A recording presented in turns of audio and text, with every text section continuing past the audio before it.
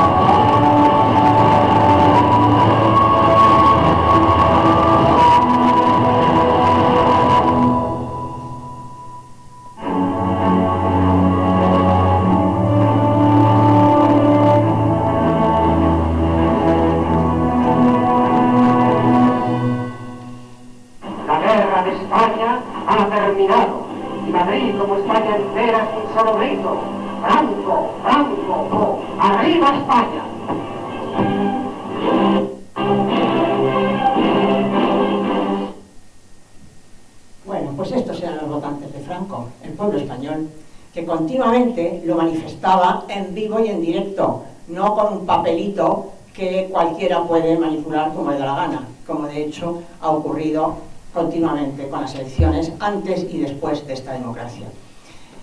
Aquí vemos lo que pensaba el pueblo, el pobre pueblo reprimido por Franco después de terminar la guerra civil. Ahí se ve cómo sufrían ante la terrible dictadura. Y ese plebiscito es el que Franco tenía continuamente, cada vez que lo requería, o cada vez que el pueblo se lo quería dar, con manifestaciones de 2 millones de personas en la calle, cosa que yo no he visto jamás en democracia, ni en ningún país democrático. Entonces, bueno, pues esa es la primera leyenda negra, una de ellas que hay sobre el franquismo, que es que no le votaba a nadie. Entonces, bueno, además de todos estos que le votaban con su presencia y con su apoyo incondicional y con las pancartas que luego veremos en algunos otros vídeos, pero que no hace falta porque están en todo internet, en todo YouTube, está lleno, las redes sociales llenas de miles y miles de vídeos y de fotos del apoyo popular impresionante que tenía Franco. No solo le dieron su apoyo personal y físico, sino su sangre, ¿no? Su vida en la guerra. Y eso creo que vale más que un papelito en una urna cada 4 años. El que hayan estado dispuestos a morir por la España por la que él luchaba, a su lado, eso le vale un poquito más que un voto, me parece a mí. Entonces, esa gran parte de españoles, de los que muchos habían sido republicanos en los primeros tiempos de la guerra y se pasaron al Frente Nacional, cuando no les asesinaban por la espalda a sus compañeros, claro, porque los que se querían pasar al Frente Nacional, pues les mataban sus propios compañeros, y muchos de ellos están en esas fosas comunes, como se ha descubierto hace un tiempo, creyendo pensando que eran republicanos, pero luego vieron que habían sido asesinados por la espalda y supieron que habían sido sus propios compañeros. Entonces, bueno, pues esa es una de las leyendas negras que hay sobre Franco, pero esa leyenda también no solo se desmonta viendo estas masivas manifestaciones de apoyo y de admiración, de entusiasmo y de veneración incluso de la gente que salía a las calles en cualquier momento que era necesario para aclamarle, y cuando él pasaba, porque las colas que había cada vez que él pasaba, por ejemplo, a un partido de fútbol, eran hasta el pardo. O sea, era como cuando pasaba Juan Pablo II, que estaba todas las calles llenas de gente por las aceras esperando a Franco para aclamarle. Entonces, no solo esa aclamación popular, que es tan válida como la de los papelitos en las urnas, sino también la votación del referéndum, por ejemplo, porque cuando hizo falta en España se convocaron elecciones y se convocó un referéndum, cosa que aquí solo se ha hecho en democracia para la OTAN, y con engaño, porque lo de entrada a OTAN no se convirtió en OTAN sí, o sea, de Felipe González. Entonces, bueno, pues que yo recuerdo, no ha habido más referéndums. El de la Constitución, que también fue toda una farsa, que luego nos hablará de ello Javier Giral, porque no hubo periodo constituyente, y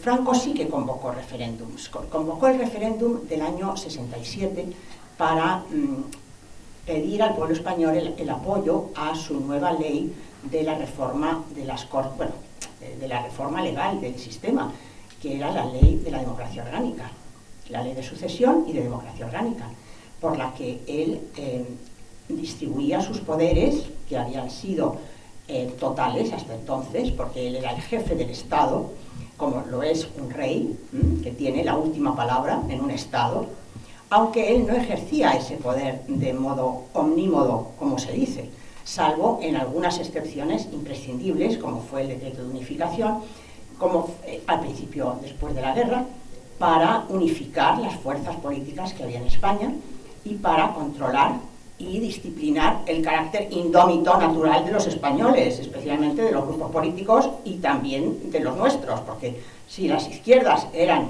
indómitos y anárquicos y entre ellos se mataban, los nuestros no nos matábamos entre nosotros, pero sí que había unos enfrentamientos brutales entre unos y otros, carlistas, falangistas, etcétera, etcétera. Entonces Franco tuvo que ejercer su autoridad cuando hizo falta, con un fin muy claro, que era unificar España, aunar voluntades y crear un equipo en España político, dirigente, que impulsara al pueblo en la misma dirección, para que todos remaran juntos en la misma dirección, en la dirección del progreso y de la unidad y del avance en los derechos sociales, porque en eso consistió el régimen de Franco. Y luego más tarde, si Dios quiere, nos traerán un libro que se llama Franco Socialista, de un historiador, un amigo nuestro, Paco Torres, que no ha podido venir, pero creo que nos va a mandar el libro, en que se ve que Franco fue el verdadero socialista. Y que las cosas que preconizaba y que pregonaba la República, que no hizo, él sí las hizo. Porque una cosa es predicar y otra es dar trigo, y Franco dio trigo. Entonces ahora están difamándole diciendo que todas esas cosas ya las había dicho la República. Si las había dicho, como ahora nos dicen, en todos los programas electorales, muchas cosas, pero ¿quién las hace? Pues Franco las hizo, y muchas más de las que decía la República. Bien, entonces, bueno, pues como digo, Franco convocó un plebiscito en el año 67, muy interesante porque, a ver, por favor, mis gafas, que están en mi bolso, que me las he dejado porque yo con esta letrita no veo. Dame las gafas. aquí en este libro tan interesante, que es una colección que tengo, Franco, la historia y sus documentos, ellos no votan, tú sí, Ley Orgánica del Estado, que es la que os digo, del año 60, que se aprobó en el 66 y se sometió a referéndum en el 67. Te tienes que poner aquí al otro lado para poner las diapositivas, lo que necesite que me pongas. Pues hubo una respuesta del pueblo del 88%, un 88% de votos, a ver dónde lo tengo, espérate que lo encuentre, de los cuales el 98% aprobaron la ley orgánica. Hubo manifestaciones grandísimas en toda España apoyando a Franco en esta nueva ley. Espera, porque aquí lo tengo. A ver si lo encuentro. Ay, Dios mío, que ahora se me ha perdido. Lo tenía yo guardado. Bueno, en fin. Votó el 88% del censo y el sí fueron 98% de los votos emitidos. Dicen que la gente estaba obligada a votar. Falso totalmente, porque de hecho hubo un 12% de abstención. 12, bueno, era un 88 más 5%. Está en este libro, lo podéis buscar en Google, que por cierto, os doy un dato alucinante, que lo hemos mirado en Google, hablando de Google, y es que Franco yo creo que es la persona sobre la que más se ha escrito y sobre la que más se ha publicado en Google, porque las entradas de Google sobre Franco son de 57 millones, 570 millones para la palabra Franco y 149 millones para las palabras Francisco Franco. O sea, Franco es uno de los personajes más interesantes para la gente de todo el mundo, no solo de España. O sea, 550 millones más 149 millones, sumen ustedes la cantidad de entradas que hay en Google desde que existe Google, porque antes de que existiera Google, pues la gente leía libros, y libros sobre Franco hay muchísimos, yo creo que más que sobre cualquier otro estadista. Y además las redes sociales están llenos de testimonios de personas que han vivido la época de Franco, y aquí están contando la verdad, y que también han vivido los horrores del régimen que le precedió, del que todos habéis oído hablar, ahora en la conferencia de Laureano. Entonces, bueno, otra cosa que también quiero decir, volviendo después a lo del referéndum, es que la ONU guardó un minuto de silencio, puestos en pie, al recibir la noticia de su muerte. Y 93 dignatarios de todo el mundo asistieron a su funeral. Eso no creo que lo hagan por Maduro, no lo hicieron por Chávez, no lo hicieron por Castro, ni lo harán por ningún verdadero dictador que yo sepa. Vamos, no ha ocurrido nunca, yo creo que no ha ocurrido nunca una cosa así. Bien, entonces, hablando de la leyenda negra esa de que nadie le votaba, pues la ley orgánica que cambió el sistema y lo convirtió en una democracia orgánica, que curiosamente, mira por dónde, es lo que predicaban y lo que preconizaban los de Podemos en el 15M, con sus círculos, porque decían que los partidos no valían, que lo que valía era el pueblo, y el pueblo reunido en círculos, los círculos de Podemos, que hacían en los barrios, y hubo un conato de, bueno, que luego ya veremos si ese conato continúa, que será lo más probable, porque será la base de su nuevo sistema que nos quieren implantar, de una democracia orgánica del pueblo, según ellos, pero claro, de su pueblo, no del pueblo, sino de su pueblo.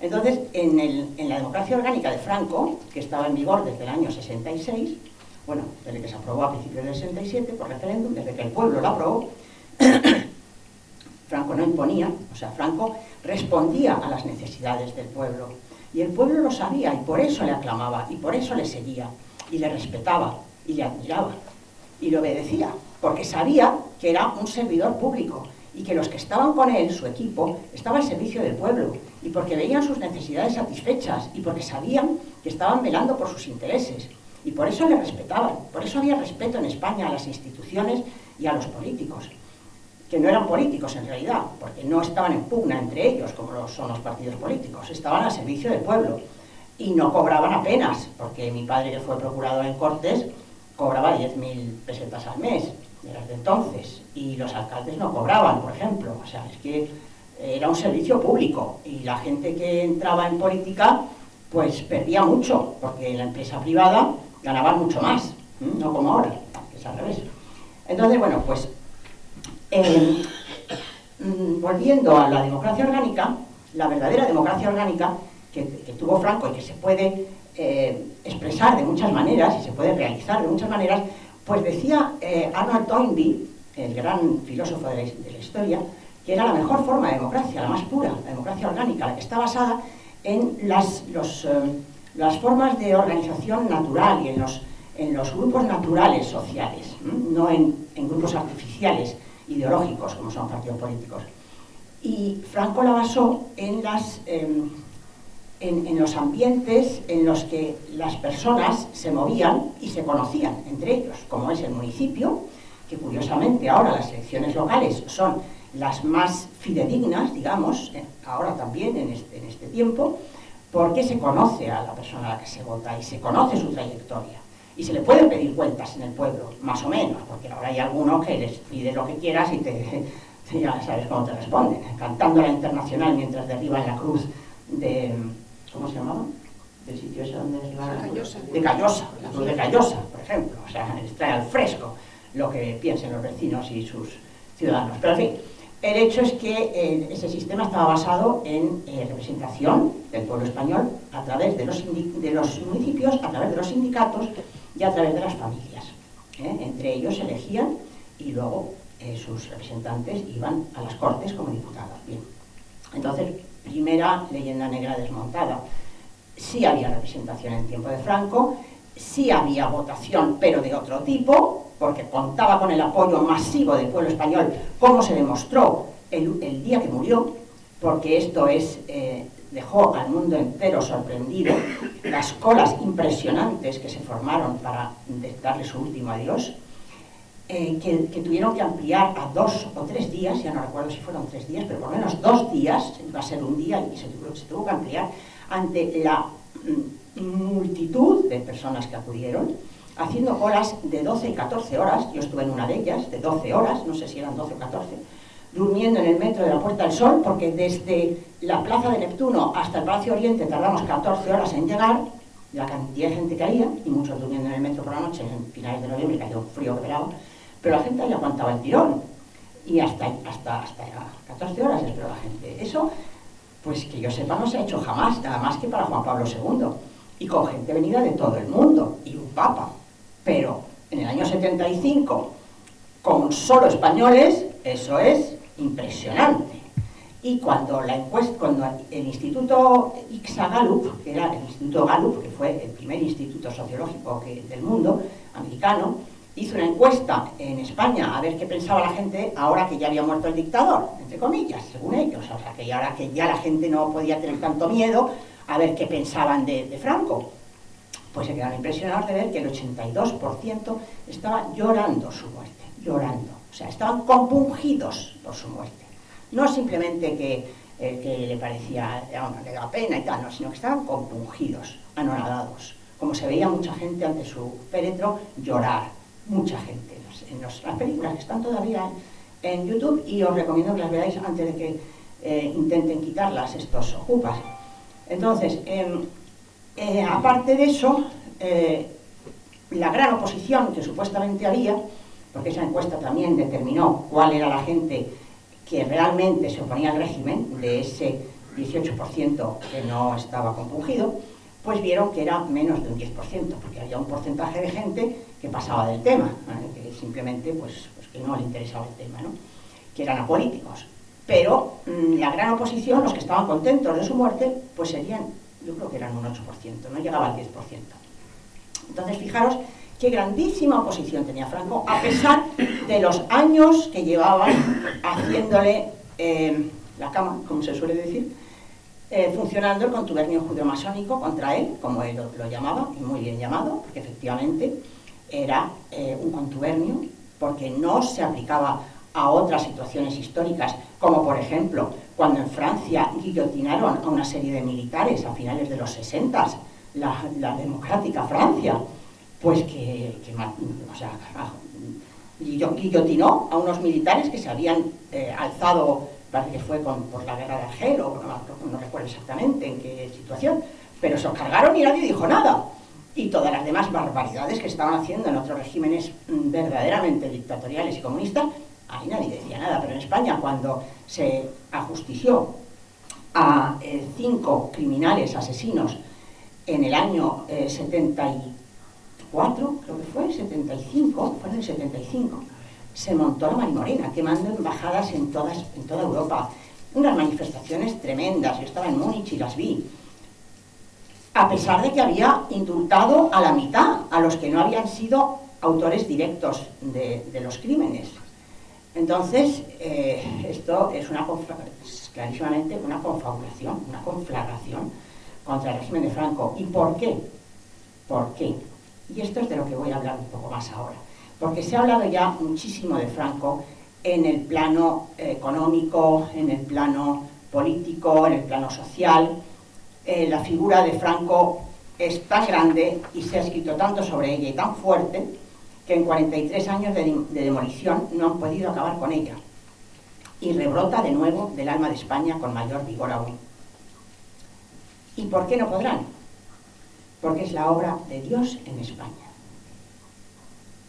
Porque Franco tenía una protección especial de Dios, como decía en sus monedas, caudillo por la gracia de Dios, y como lo confirmaron en su tiempo militar en Marruecos, sus propios compañeros marroquíes, hablando de Baraka, su estrella que tenía, su protección especial del cielo. Entonces, con Franco, España tuvo una protección especial del cielo, y los españoles eran conscientes de ello. Entonces, la España de Franco sigue teniendo un poco de esa protección del cielo, y por eso todavía no han conseguido acabar con ella, porque todavía seguimos saliendo muchos españoles, muchos más de los que ellos quisieran y quieren creer, porque ahora se están dando cuenta de que se han equivocado en sus cálculos y de que no somos 4 gatos como ellos creen. Y es curioso, porque el otro día en un programa de radio en el que estábamos hablando, me decía mi oponente progre que eran 4 gatos, y acto seguido estaba diciendo que la democracia, cuando yo le decía que la democracia era, estaba regida por las mayorías, estaba basada en las mayorías, y me decía que no, que eran las minorías, porque había que respetar a las minorías. Y después va y dice que somos 4 gatos y que mejor quitarnos del medio y legalizarnos. Digo, no habíamos quedado que había que respetar a las minorías, entonces más motivo para que nos respetéis, ¿no?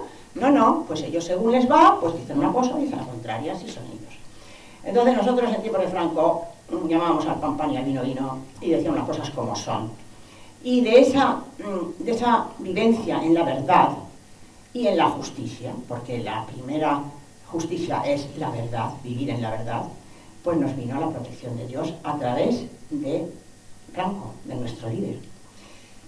Porque los pueblos son un reflejo de sus líderes y atraen sobre ellos, digamos, lo que merecen sus líderes. O sea, somos como un cuerpo orgánico. Una nación es un cuerpo que está íntimamente ligado con sus dirigentes, el pueblo y sus dirigentes. Entonces, tanto como se dice que los pueblos tienen los jefes que se merecen, también los jefes tienen los pueblos que se merecen. Y los pueblos reflejan la personalidad, digamos, o la acción del jefe.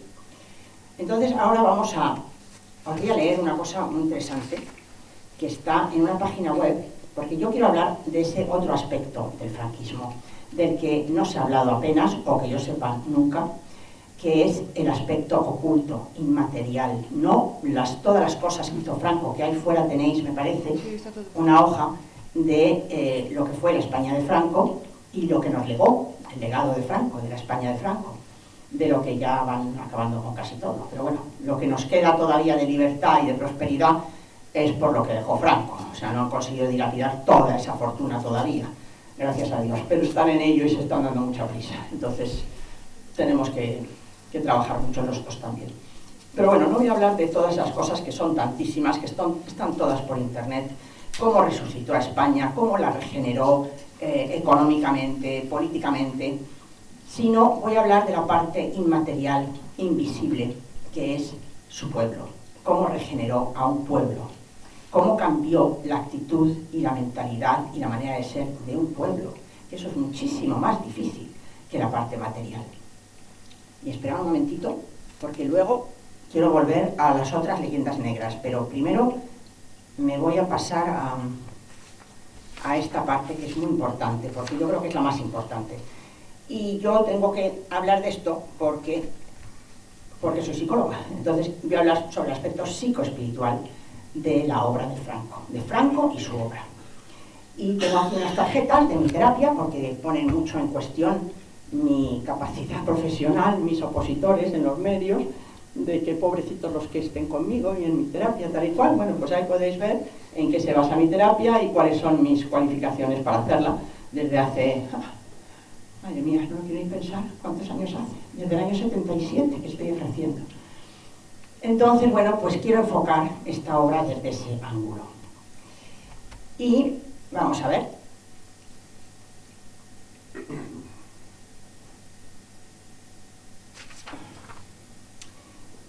Este aspecto figura especialmente en nuestra nueva página web que hemos hecho para hablar del aspecto espiritual de Franco y de dónde le venía esa gracia de Dios, que la tuvo, porque sin ella no habría sido capaz de sortear la cantidad de trampas que sus enemigos le pusieron a lo largo de su mandato y la cantidad de zancadillas, porque el embargo que tuvo después de la guerra civil, eso no se lo han hecho a nadie. O sea, no solo no le incluyeron en el plan Marshall, sino que le hicieron un embargo todos los países democráticos, que no nos vendía nadie nada. O sea, estaba prohibido venderle nada a España, para matar de hambre a la gente y ponerla contra Franco y matarnos de hambre.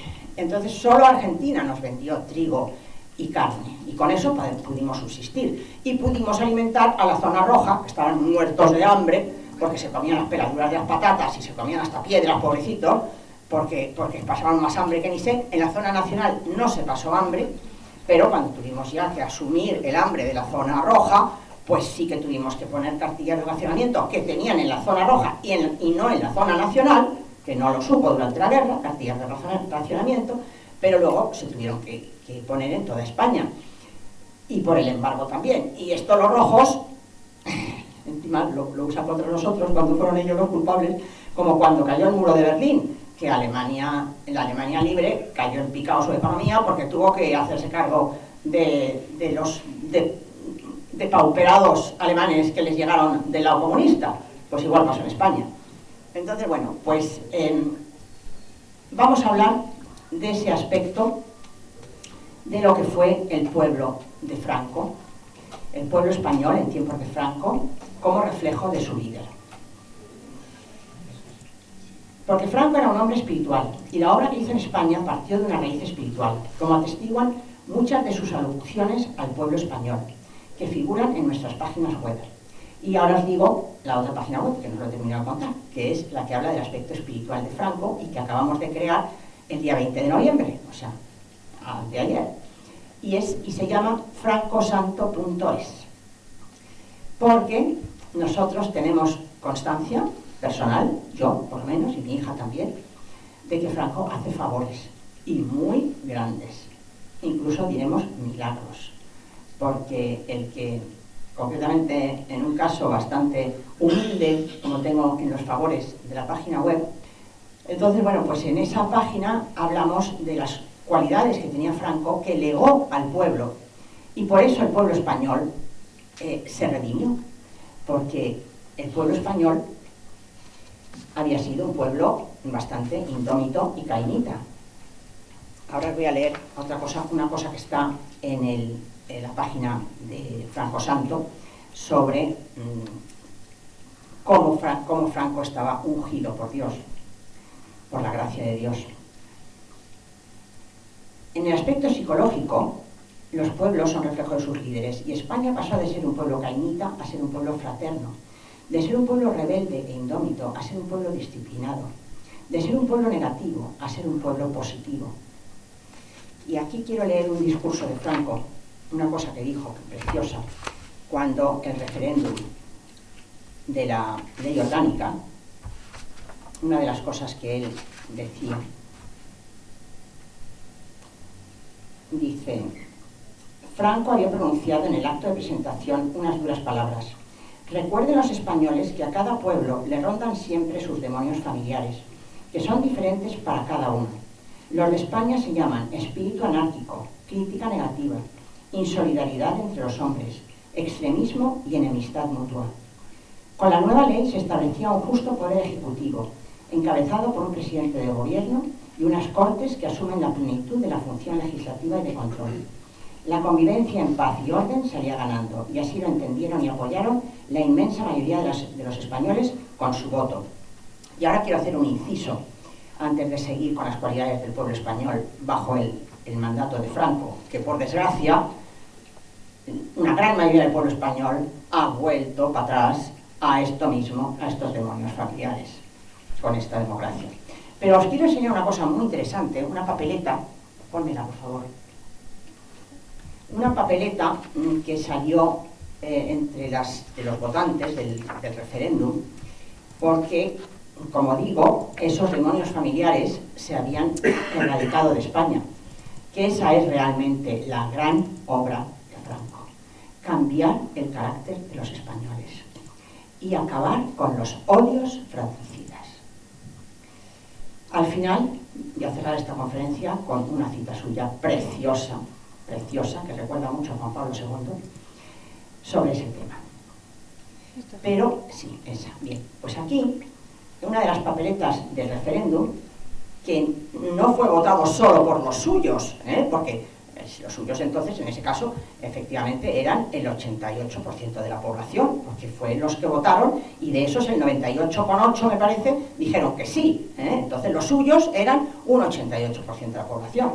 Pero entre los suyos estaba gente como esta, que en ese tiempo, curiosamente, la gente se sentía tan libre y tenía tanta libertad como para escribir en las papeletas y no pasaba nada, y no las anulaban. Cosa que luego hicieron en el referéndum de la Constitución y se cargaron, anularon un montón de papeletas de gente que estaba en contra, pero que había escrito en ellas su motivo para estar en contra, como se solía hacer en los tiempos de Franco.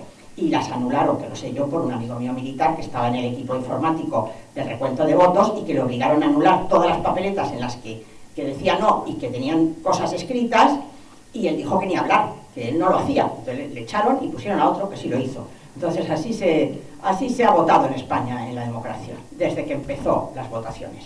Bien, pues fijaros qué curioso lo que dice. Ratifica con su voto el proyecto de ley orgánica del Estado aprobado el 22 de noviembre de 1966. Sí.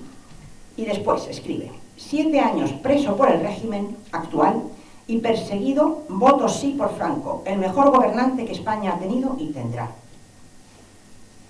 Y como cantidad, porque a ver si España estaba partida por la mitad, ¿de dónde ha salido ese otro 30 y pico % que en el año 66 apoyaba a Franco? Hasta el 88, desde el 50, pues 38%, pues de los que habían sido sus enemigos, evidentemente. Aquí no sé qué dice al final, a ver si alguien lo sabe entender, pues que me lo diga, pero abierta, entera, no creo que sé qué dice. Tendrá, no sé. Pero en fin, esto es lo que el pueblo español pensaba de Franco, tanto sus supuestos amigos como sus supuestos enemigos. Y luego hay otra papeleta que la tienes, pásala, en el referéndum, que decía sí, con letras enormes.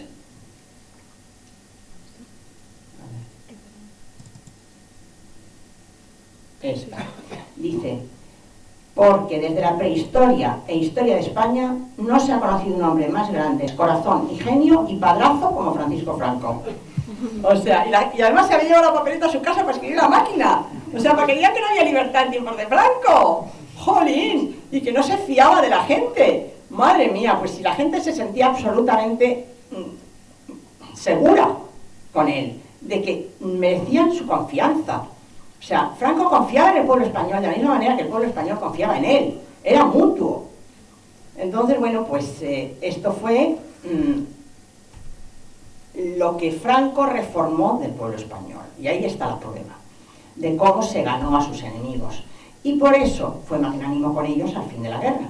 y perdonó la vida a la mitad de los criminales que habían sido verdaderos criminales, porque, como habrá contado Laureano antes, los condenados a muerte por tribunales militares fueron 24.000 o así después de la guerra, por crímenes de sangre, pero él conmutó esa pena, por pena de cárcel, a la mitad de ellos, y algunos acabaron de porteros en el Valle de los Caídos, el matacuras, que le llamaban, que eso está todo en el libro de Alberto Bárcena, Los presos del Valle.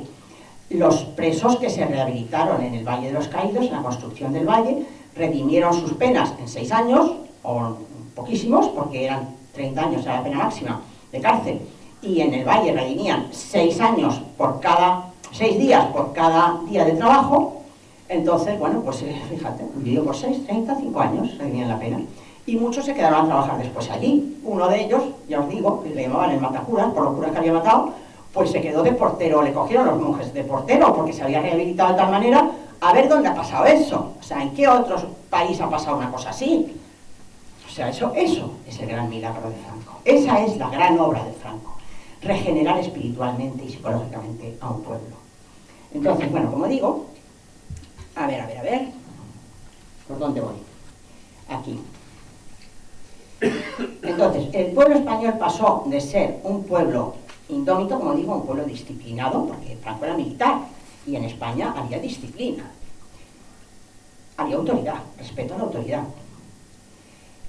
De ser un pueblo negativo a ser un pueblo positivo, de ser un pueblo deprimido a ser un pueblo entusiasmado, porque no solo era un pueblo pues normal, o sea, que no carente de depresión, sino entusiasmado, sino en positivo, porque tenía entusiasmos. Solo hay que ver los vídeos de cómo salían a recibir a Franco, con qué entusiasmo, y con qué entusiasmo la gente reconstruyó España. ¿Y sabéis cuál es la etimología de entusiasmo? ¿Sí? ¿Cuál? Con Dios. Entusiasmos, lleno de Dios, lleno de Dios. En el que está entusiasmado está lleno de Dios, y el pueblo español estaba lleno de Dios por la gracia que le venía de su líder y de ellos mismos, de sus caídos, de sus mártires. Entonces, y también porque España vivía dentro de la ley de Dios que había instaurado su caudillo, y por ello era un pueblo limpio moralmente y sano, honesto, generoso, solidario. Ese era el pueblo español.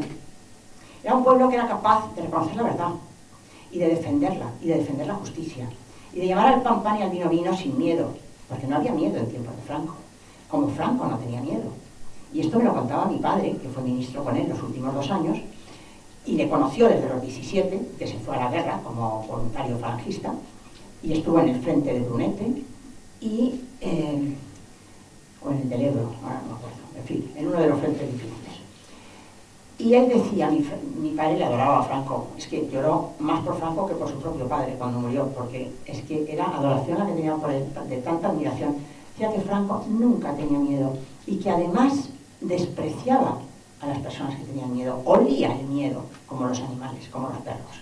Y que en un consejo de ministros, ya al final poco antes de morir, que estaba enchufado ya el pobre, que una de las crisis que tuvo en verano del año 75, pues le tenían ahí vigilándole con unos aparatos en la sala de al lado, por si le daba un infarto, tal. Bueno, pues estaban midiendo su ritmo cardíaco y sus constantes vitales, mientras él estaba en la reunión, y en un momento dado, de pronto se disparó el aparato.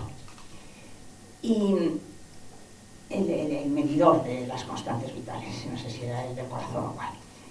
Y fue en el momento en que Franco dijo en voz baja al que estaba a su lado, que mi padre lo oyó, le dijo, este tiene miedo, y se le disparó el ritmo cardíaco, porque no soportaba el miedo.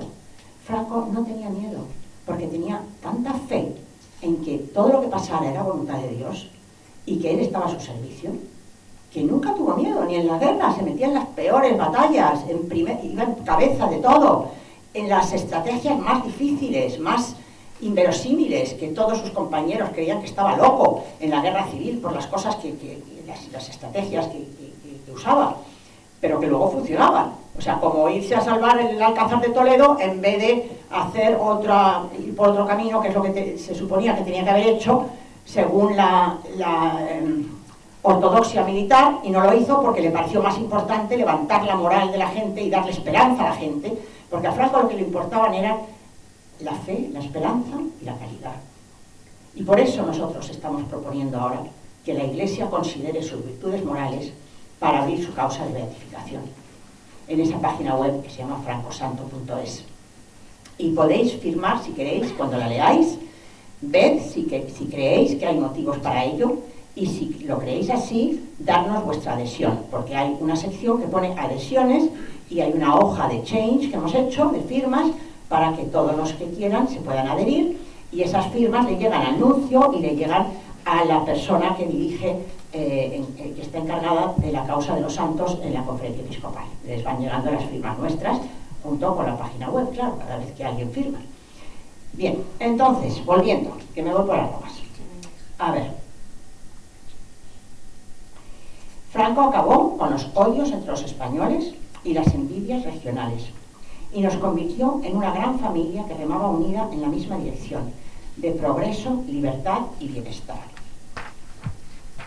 Bien, a ver, yo ahora os quiero leer una cosa que está en la página de Franco Santo, muy interesante, que se llama Ungido por Dios. Os recomiendo que lo leáis. Si es que lo encuentro, claro. A ver, no, está en otro sitio, espera, que es que lo tengo yo por otro lado. A ver, ¿dónde está? Espérate. Tranquila, que está aquí delante, espera. Porque es que es impresionante. Cuando se conoce la figura de Franco, es muy impresionante. Bien. Franco cumplió la misión que Dios le había encomendado de ser un agente del reino de Dios en la tierra, la de España concretamente, porque esa es la misión de los cristianos. Y para ello recibió las gracias necesarias para cumplirla, y fueron muchas. Como muchos santos, tuvo una infancia difícil, de mucha humillación y sufrimiento, en la que encontró alivio en Dios. Desde sus primeros años en el ejército ya se convirtió en una leyenda por su baraca, como lo llamaban los moros, una protección providencial que le cubría las espaldas como a los apóstoles. Su arrojo y valor proverbial se sustentaba en su fe, que le libraba del miedo y le prevenía de los peligros, porque la fe no solo vale para librarnos del miedo y confiar en Dios, sino para estar atentos a las inspiraciones de Dios, del Espíritu Santo, avisándonos de los peligros, para que no caigamos en ellos. Igualmente tuvo la ayuda del Espíritu Santo en sus estrategias militares, insólitas y en muchos casos consideradas locura por sus compañeros, pero que siempre le daban la victoria en las situaciones más difíciles. Y esa ayuda continuó a lo largo de toda su vida y su mandato. De ahí la consciencia colectiva de que se trataba de un caudillo por la gracia de Dios. Pero mucho más aún, recibió el nombre de Ángel Salvador por boca de la misma Virgen María en unas apariciones extraordinarias que tuvieron lugar en una aldea de Guipúzcoa llamada Ejioba, a principios de los años 30. Y mira por dónde me llegó el manuscrito original de la vidente Benita Aguirre, de Ejioba, como me llegan las cosas providencialmente, hace ya muchos años, porque yo me dedico al estudio de las profecías desde hace 30 años, y por eso la conocía. Entonces, en estas apariciones, que las tenemos aquí enlazadas en la página web de Franco Santo, os recomiendo que os metáis, que no os lo puedo contar todo, pero en la Virgen lo más importante es, la Virgen anunciaba, espérate, en principio de los años 30, con toda clase de dones místicos, milagros eucarísticos, bilocaciones, estigmas, etc. O sea, fueron las apariciones de las más importantes que ha habido en la historia, porque creo que tuvieron todos los fenómenos místicos. Allí la Virgen anunciaba lo que la República tramaba y lo que iba a ocurrir si no se atendía a sus mensajes, tanto así que los videntes fueron encarcelados como supuestos espías. El 18 de julio de 1931 anunció el comienzo de la guerra civil 5 años después, si no se hacía caso de sus mensajes. La jerarquía de la Iglesia en su mayor parte no atendió a estos mensajes y persiguió también a los videntes. Sin duda que la persecución sufrida por la Iglesia poco después no es ajena a este desprecio de los mensajes y dones del cielo, cosa que desgraciadamente se repite en la actualidad en tantos casos en que el cielo ha anunciado lo que ya está ocurriendo y lo que estaría por venir, no solo en España, sino en el mundo entero. Todo esto está en nuestra página web de francosanto.es. Durante toda su vida al frente de los destinos de España y en momentos cruciales, recibió mensajes directos de Dios, a través de dos mujeres, Ramona la Catalana, y aquí tengo el link a la página Generalísimo Franco, donde cuenta toda la historia de esta monja, que mi padre me la contó también. Bueno, que no era monja, ella había sido postulante a ser monja, pero no la aceptaron, no sé por qué motivo, por salud probablemente, pero era una mujer muy religiosa.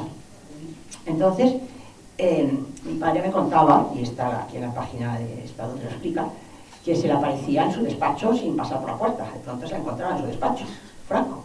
Y después, cuando le mandaba al chofer que la llevara a la estación, pues cuando llegaba el coche a la estación no había nadie en el coche. O sea, en bilocación se le aparecía, porque ella seguía estando en su lugar, no sé dónde era, no era si era un convento o dónde era. Pero vamos, que esa es la bilocación que hacía el Padre Pío también, que se estaba en su celda y al mismo tiempo estaba en otro sitio donde le veían, en Garabandal, por ejemplo, le vieron en alguna ocasión. Entonces, la madre, la Ramona la Catalana, le llevaba mensajes, por ejemplo, que no entrara en la Segunda Guerra Mundial. Esto se lo avisó Dios. Y muchas más, de lo que se tramaba contra él, posibles atentados, etc. Y las decisiones que debía tomar en situaciones difíciles, cruciales. El cielo le mandaba mensajes. Y no solo a través de esta Ramona la Catalana, sino a través de la Madre Esperanza, que ha sido beatificada recientemente y que sabemos que Dios le mandaba mensajes para Franco que ella le transmitía, pero que curiosamente ha sido eliminado de su causa de beatificación. Y tenemos una amiga que conoce a una monja amiga suya que lo sabe, que estos mensajes que ya le llevaba a Franco, y que me lo va a decir si es que se atreve, claro, porque es que aquí todo el mundo es tan cobarde que nadie se atreve a decir nada, y por eso estamos como estamos. Nada de la verdad, quiero decir. Pero en fin, la Madre Esperanza también la mandaba Dios a llevarle mensajes a Franco. Y bueno, ya digo que en uno de esos mensajes Dios le avisaba de que no entra en la Segunda Guerra Mundial. Pero fijaros qué cosa más curiosa, que es que Dios también envió mensajeros a Hitler y a Mussolini. Esto está en internet, y eso lo sé yo, porque yo estuve visitando la casa de una vidente alemana, famosísima, estigmatizada, que estuvo 32 años sin comer nada, alimentándose de la Eucaristía, y eso está demostradísimo, y pues recibiendo los estigmas cada viernes. Y Hitler fue a visitarla, siendo canciller, o sea, recién elegido, ¿no? Antes de la guerra. Se llamaba Teresa Neumann. Vivía en Konnersreuth, en Baviera. Yo estuve en su casa visitándola, y hay mucha gente que va a visitarla.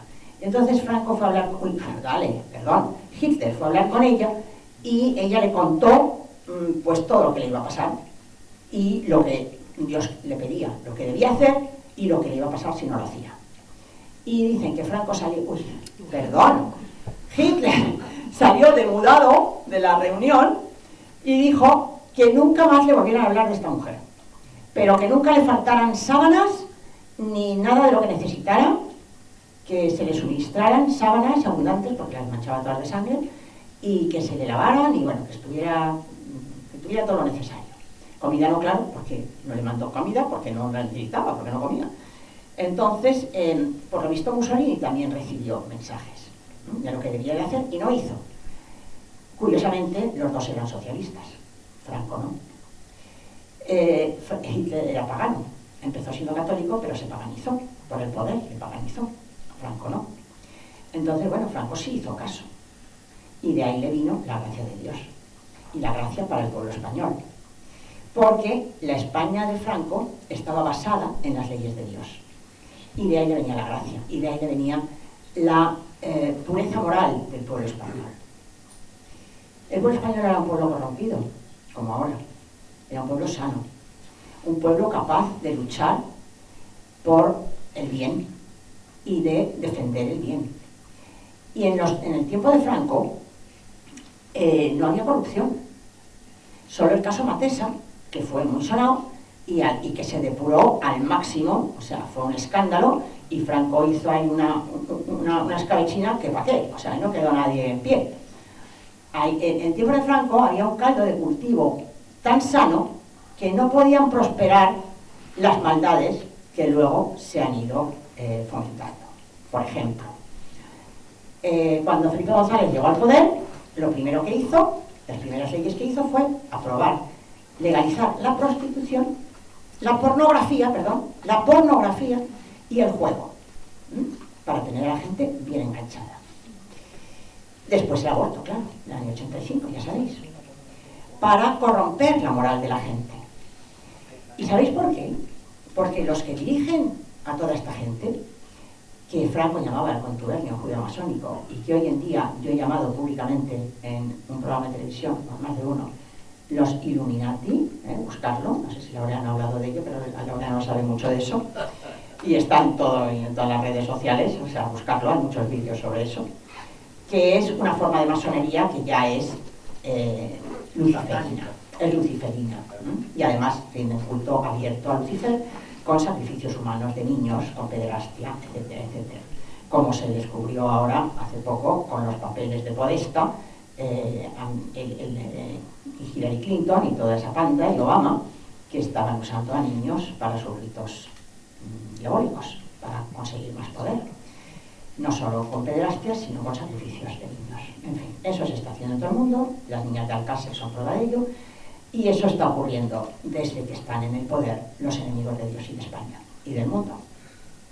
Entonces, legalizó la pornografía, el juego, el aborto. ¿Por qué? Porque el enemigo sabe muy bien que conoce muy bien la Biblia, el enemigo, mejor que los católicos. Hay una frase en el Antiguo Testamento que dice: el pecado nubla el entendimiento. El mundo actualmente tiene nublado el entendimiento. Tiene un velo sobre su sistema cognitivo, no entiende la verdad, no la puede aceptar, no razona. Por eso Benedicto XVI insistió tanto en la razón, porque es que la fe va unida a la razón, al uso de la razón. Porque el pecado precisamente lo que hace es destruir el uso de razón. Y te impide darte cuenta de lo que está ocurriendo y por qué te está ocurriendo y cuál es la verdad y defender la verdad y acogerte a ella, lo impide. O sea, es una atadura mental y física que te impide vivir en la verdad, que es lo que estamos teniendo ahora. Porque, por ejemplo, en el tema de la ideología de género, fijaros la que le montaron a los pobres de Hazte-Oír por decir una obviedad de que los niños tienen pene y las niñas tienen vulva. Fíjate la que se montó, porque es que no pueden reconocer ni eso. Y en el aborto lo mismo, cuando decía Laído, el niño es un ser humano, pero no es un ser vivo, pero no es un ser humano. ¿Y usted qué es, señora? ¿Usted qué es? Desde luego, ser humano no es usted, evidentemente, porque fue un niño en la gestación, claro. Entonces, bueno, pues todo eso es el cambio que ha venido desde la muerte de Franco. Así es como han destruido su obra. Han destruido su principal obra, que era su pueblo, el espíritu de su pueblo, la moral de su pueblo. Pero no lo han destruido del todo, porque aquí estamos nosotros. Y hay muchísima más gente como nosotros que se está dando cuenta de la verdad y que, como no están tan atados por todas esas corrupciones morales tremendas, que siempre se han llamado pecados, pues pueden atreverse a decir la verdad, a compartirla y a defenderla. Lo de defenderla ya le cuesta más a la gente, porque esta sala debería estar llena y no lo está. Pero, y los actos que hacemos, pues por desgracia no viene toda la gente que tenía que venir. Pero ya eso llegará, porque el español, por desgracia, solo reacciona cuando ya tiene el agua al cuello. Y yo creo que ya la tenemos al cuello. Entonces ya el español está empezando a reaccionar. Lo que yo espero es que reaccione antes de que le llegue por aquí, como en Venezuela, y que se haya ahogado ya, porque poco nos falta para ahogarnos. Entonces, bueno, pues ya no sé cuánto tiempo tengo, pero voy a terminar desmontando otras dos leyendas negras sobre Franco. A ver, bueno, a propósito de esto de que la gente se está animando ya a hablar, pues os traigo un cartel de una conferencia que se va a dar, pues no sé si es el día 5 de diciembre, en La Coruña, que también es sobre memoria histórica. Ya se va animando la gente a salir a la palestra y a hacer conferencias, no solo en las redes sociales, porque las redes sociales es para nuestros amiguetes, la mayoría, son endogámicas. Y nos pasamos la información entre nosotros, que ya la conocemos, bueno, cada vez sabemos más, pero bueno, nos va a salir por la tapa los sesos tanto conocimiento, porque como no se lo dimos a los demás, a los que no lo saben, pues a ver, ¿qué hacemos con ella? Pues es lo que hay que hacer, hay que compartirla, como decía Jesús, ay de mí si no evangelizare, porque me va a salir por la tapa los sesos tanta información. Entonces, aquí hay una conferencia que me han mandado que se llama La transición, reforma o ruptura, de lo que va a hablar después Javier Giral, que se va a dar en La Coruña.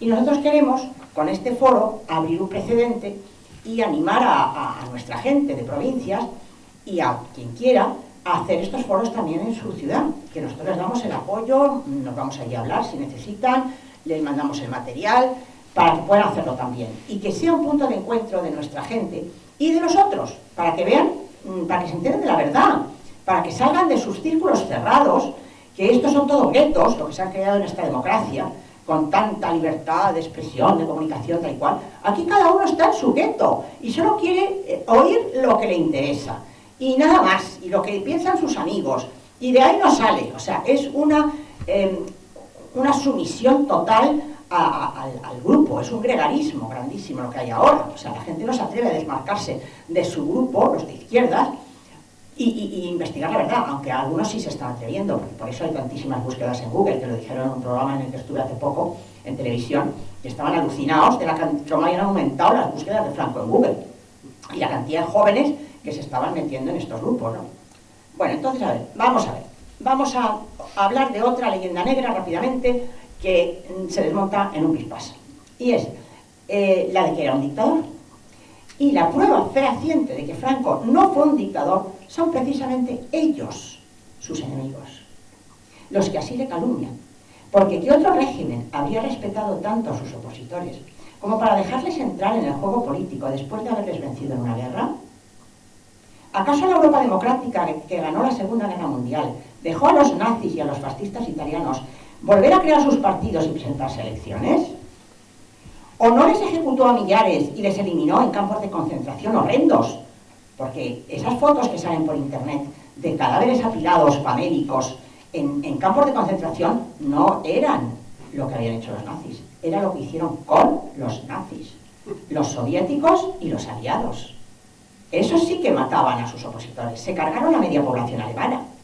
Y solo en el bombardeo de Dresde se cargaron a más de 100.000 civiles inocentes en una sola noche. ¿Y quién habla de eso? Ah, eso no es genocidio, ¿qué va? Eso no pasa nada. En fin, así se escribe la historia. Entonces, a esos, y a, por ejemplo, a Truman, que lanzó la bomba atómica sobre Hiroshima y Nagasaki, a esos no les llaman genocida. O sea, ese es el otro mito de Franco, genocida. Pues, ¿en qué fue genocida Franco? ¿En que luchó a pecho descubierto en una guerra? Entonces, ¿todos los que han hecho guerra son genocidas? ¿En que aplicó la justicia después a los que habían cometido crímenes de sangre? Pues entonces, ¿qué son todos los demás? ¿Y qué fue Truman, que mató a todos esos millones de inocentes en Japón? Esos no se habla de ellos, y que fueron los regímenes soviéticos. O sea, que es que no se sostiene. Lo que pasa es que esta gente no les importa nada, la verdad, no les importa, y no les importa la voluntad popular, y no les importa que el pueblo lo sepa. No les importa nada. Ellos van a lo suyo. Ellos van a cumplir órdenes y a forrarse. Punto, pelota. Y las órdenes son convertir España en el peor del nuevo orden mundial. Y que ocupe correctamente en el puzzle la pieza que se le ha asignado. Que España sea un país desmembrado, como por el aborto, como desmembraron a los niños, ahora quieren desmembrar España, los mismos, y que sea un país de servicios, un país esclavo, trabajador, que pague su deuda, que viva nada más que para trabajar para ellos, para pagarles esa deuda en la que nos metió Zapatero, dando cantidades ingentes para el estudio del sexo de las mariposas en Australia, que no sé cómo exactamente era ese estudio, pero se me quedó grabado, porque eran millonadas las que daba para las cosas más insólitas y estúpidas a sus amigos, claro, del mundo entero, de Cuba, de Venezuela, de todas partes. Y ahora lo que pretenden hacer con la ley de memoria histórica, que es untar bien a todos los suyos, como les han untado en Andalucía, crear más pesebre todavía y usar nuestro dinero para ir contra nosotros. O sea, ese es el plan. Entonces, la prueba, ya os digo, de que Franco no era una dictadura y que realmente el pueblo español de tiempo de Franco sí era demócrata, porque sabía respetar. Nosotros somos los demócratas. Nosotros somos los que hemos respetado a la oposición hasta el punto de dejarles entrar en el juego político. Lo hicimos también engañados, hay que decirlo, que luego lo va a contar Javier, porque nos estafaron con la transición, porque nos dieron gato por liebre, nos engañaron. Pero nos engañaron gente que se había vendido ya previamente al enemigo por falta de fe, por falta de esa fe que tenía Franco.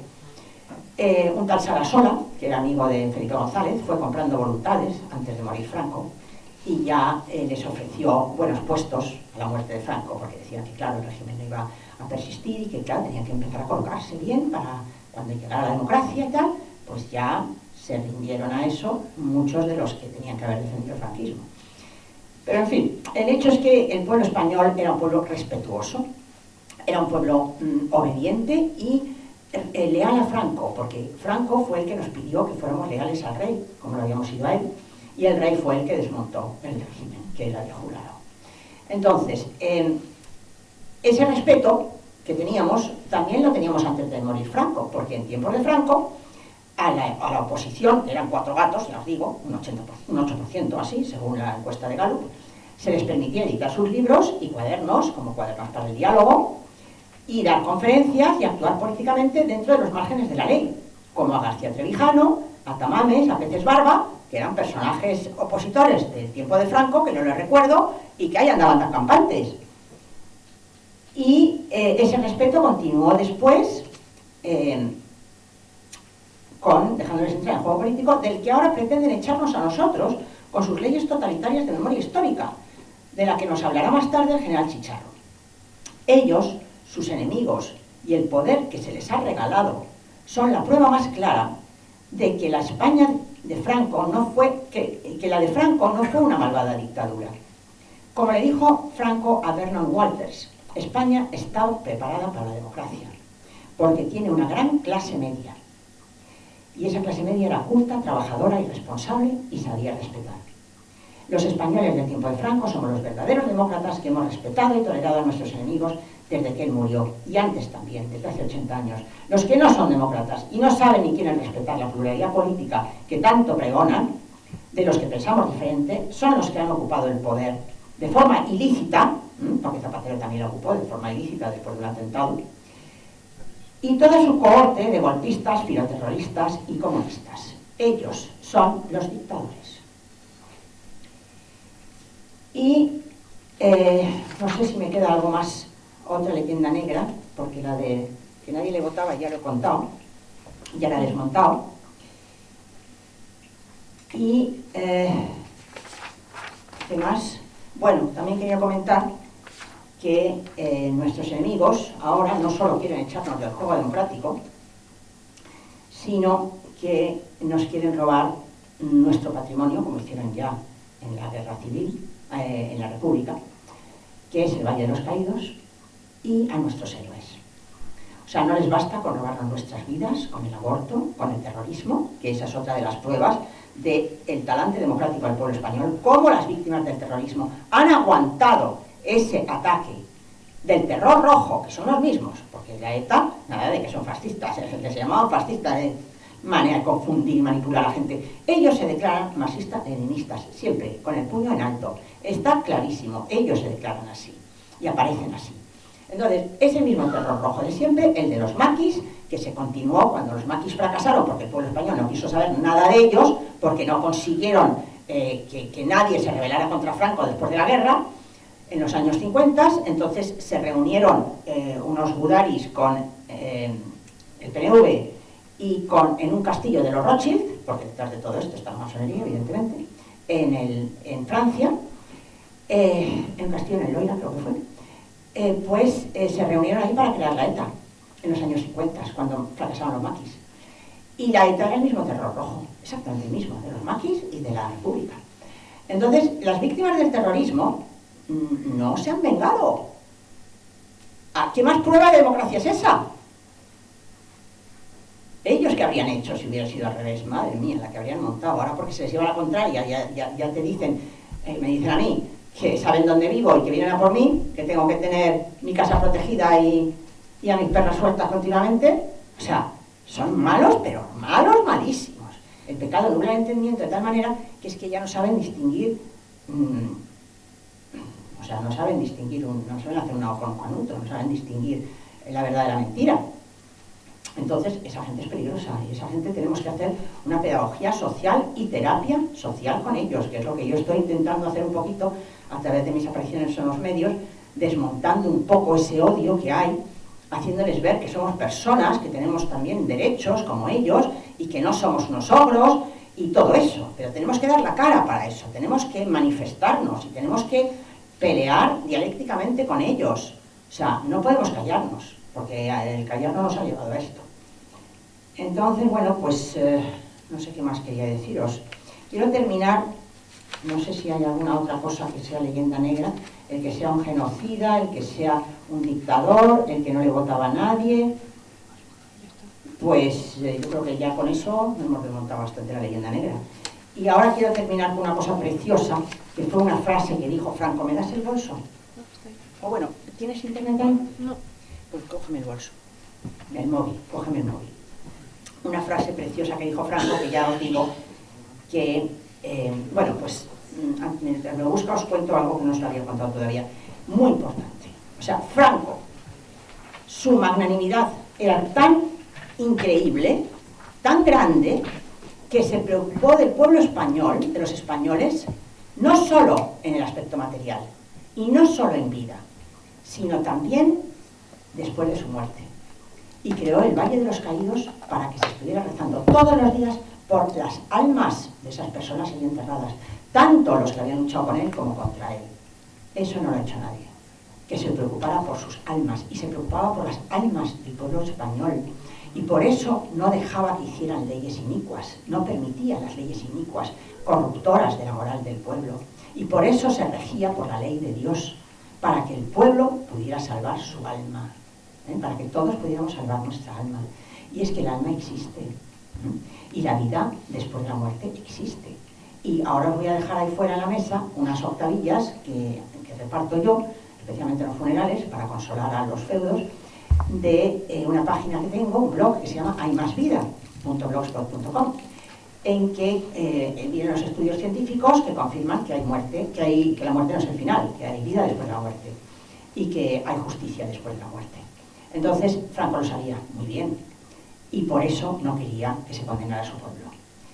Y por eso también quería darle otra oportunidad a sus enemigos de rehabilitarse, como se rehabilitaron, como os digo, como habéis visto por la papeleta, tantísima gente, tantísimos republicanos que habían sido enemigos suyos, y que se rezaba por ellos en el Valle de los Caídos. Entonces, esa es la verdadera impresionante obra de Franco, que ningún otro estadista jamás ha hecho en el mundo, y que no vamos a permitir de ninguna manera que el demonio la destruya, porque es el demonio el que la quiere destruir. El Valle de los Caídos, que ahí fuera hay unas hojas también explicando la verdad del Valle de los Caídos, se rehabilitó a todos los presos que pidieron ir a trabajar allí, porque tenían que pedirlo por instancia y había bofetadas para ir, porque claro, si se redimía 6 días de condena por cada día de trabajo, pues fíjate las bofetadas que había, pero tenían que hacerlo por escrito, y esas instancias escritas están en el fondo documental del que sacó el material Alberto Bárcena para su libro de los presos del Valle. Y está documentado todo, estaba en unas cajas, en un montón de cajas en el Palacio Real, que nadie las había mirado, y ahí estaban. Bueno, pues mirad lo que dijo, y con esto termino, mirad lo que le dijo Franco en el año 62 a los mineros de León. He venido a visitaros muy complacido. Bueno, fijaros qué curioso que en las minas de Asturias, cuando murió Franco, apareció, cuando hizo Felipe González la reconversión, cuando entramos en Europa y nos obligaron a arrancar nuestras vides, a matar las vacas, a cerrar los astilleros, a cerrar las siderurgias, bueno, nos destrozaron la industria por completo con la reconversión de Felipe González. Bueno, pues a los mineros de León le decía: he venido a visitaros muy complacido de poder tomar contacto con vosotros y deciros unas palabras que deseo sean una lección política, porque todos los problemas de España son y se reducen a un problema político que se encierra en el servicio del bien común. Y de cómo vamos cumpliendo este servicio, vosotros tenéis una muestra en todas las realizaciones del nuevo Estado, y en particular en las obras sociales, y en toda la legislación social de estos años. Nosotros no partimos de un solar en el que pudiéramos edificar a placer, partimos de una herencia histórica, de lo que nos legaron, herencia que no podemos destruir, que tenemos que ampliar y multiplicar, que es un legado inalienable de la patria, de la que somos meros administradores, y que hemos de legar a las generaciones futuras. Y por tanto tenemos que llevar el ritmo que nos permita la situación económica de la nación. Y a pesar de ello, a pesar de las ruinas de la guerra, a pesar del anquilosamiento en que estaba la economía española, Nos hemos enfrentado con los primeros problemas sociales de nuestra época, como la atención a la enfermedad a través del seguro de enfermedad, el salario familiar, el seguro de paro y, en fin, todos los seguros sociales y todas las instituciones de previsión que se han ido creando a través de estos años, reemplazando las viviendas insalubres por las casas baratas, creando los montepíos y los economatos, en fin, todo lo que se ha creado en estos años tan agitados y sin embargo tan fecundos, que si no ha llegado al grado óptimo que es nuestro deseo, el 62 todavía quedaba mucho por hacer, marca sin duda pasos decisivos para la mejora de la nación. Nosotros nos enfrentamos con el sistema liberal, luchamos contra el egoísta sistema liberal, nos alzamos contra aquella república que organizaba la lucha de los hombres contra los hombres, que dejaba en libertad la explotación inicua del hombre por el hombre, porque nosotros nos negábamos a que la lucha de clases llevase a la ruina a la nación. Nosotros deseamos, en vez de lucha, la colaboración de todas las clases, la unidad de todos los hombres y de las tierras de España en el servicio de la patria. Nosotros luchamos por un Estado moderno. Nos enfrentamos con problemas hondos que no afectan solo a España, sino a toda Europa. Y hemos buscado soluciones, hemos creado doctrinas, y a la doctrina del odio le hemos opuesto nosotros la doctrina del amor. Y con esto termino. La doctrina del amor.